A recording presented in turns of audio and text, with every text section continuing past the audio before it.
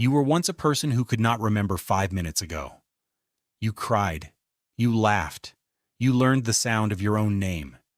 And none of it survives in your memory today. Not the first time you saw snow. Not the first time you heard your mother's voice up close instead of muffled through skin and fluid. Not the birthday cake. Not the first steps. Not the fall that left the scar you still have. Somewhere in your brain, all of it should be sitting in a folder labeled you. But the folder is empty. You call this normal. You've never questioned it. But here's the strange part. Your brain was working. It was recording sounds, faces, smells, fear, comfort. It just wasn't keeping any of it. Why would a fully functioning brain choose to forget 3 or 4 entire years of a person's life? Scientists have a name for this. Sigmund Freud noticed it over a century ago and called it infantile amnesia. He thought it was repression, a wall your mind built around memories too disturbing to keep. He was wrong about the reason, but he was right that something deliberate was happening. Your brain wasn't failing to store those years. It was actively getting rid of them. Think about that for a second. Forgetting isn't always a malfunction. Sometimes it's a decision your brain makes without asking you. To understand why, you have to look at what a baby's brain is actually doing in its first years. It is not idle. It is the busiest construction site your body will ever host. Every second, your infant brain was forming more than 1 million new neural connections. Not memories, connections, wiring. The physical hardware that would let you walk, speak, recognize faces, understand that objects still exist even when you can't see them. Building that hardware took priority over saving footage of the process. There's a part of your brain called the hippocampus. You can think of it as your memory's filing cabinet. It's the structure that takes a moment you lived and converts it into something you can pull back out later. In infancy, that filing cabinet isn't finished being built. The drawers don't lock, the labels don't stick. Psychologist Patricia Bauer, who has spent decades studying memory development in young children, found that toddlers can absolutely form memories. Ask a 2-year-old what happened yesterday and they can often tell you.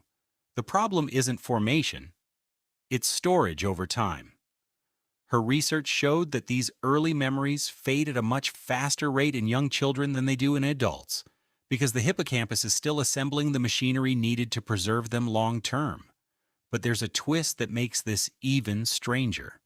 Neuroscientist Paul Franklin ran a series of experiments on mice and found something that seemed backwards at first. The mice with the most new brain cell growth in the hippocampus were the ones who forgot the fastest. New neurons were essentially overwriting old connections. High neurogenesis, in other words, doesn't just build memory, it can erase it. And guess which years of your life had the highest rate of neurogenesis you will ever experience? The years you can't remember. So the very process that made you smarter, faster, more capable, was the same process quietly deleting the footage behind you.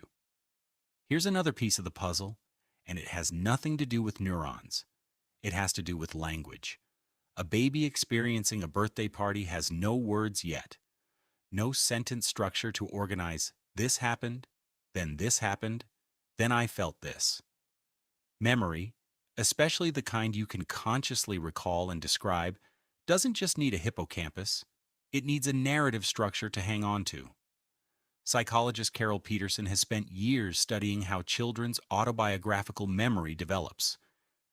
And her research points to something important. Children don't just need to experience an event to remember it later. They need the language and the storytelling framework to encode it as a story with a beginning, middle, and end. Before that framework exists, an experience can still shape you. It just can't be filed away as a retrievable memory you can narrate to someone else years later. This is why the earliest things people do remember are almost never memories at all. They're often photographs, or stories told so many times by a parent that the story becomes indistinguishable from the memory itself. You didn't remember falling into the pool at age 2. You remember the retelling. Now here's where it gets uncomfortable, because this isn't just a story about babies. It's a story about you right now. Your brain is still doing this. Not to the same degree, but the machinery never fully shuts off. Every single day, your hippocampus is quietly deciding what gets filed and what gets dumped.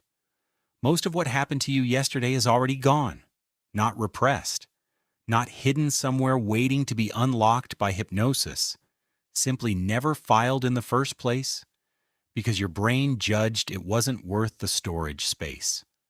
Ask yourself what you had for lunch 6 Tuesdays ago. You can't answer. And it isn't because the memory is buried. It's because your brain decided, in real time, that the moment didn't matter enough to keep. The same mechanism that erased your entire toddlerhood is still running in the background of your adult life, just with better filing habits and a finished hippocampus. So why does anything survive at all? Why do you remember your first kiss, or the day you got terrible news, or one random Tuesday afternoon for no obvious reason? Emotion is the tag that tells your hippocampus, keep this one.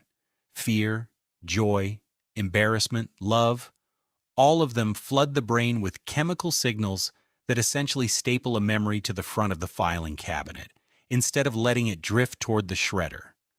This is why you can recall exactly where you were during a moment of shock or grief, but not what you did on any ordinary Wednesday last spring.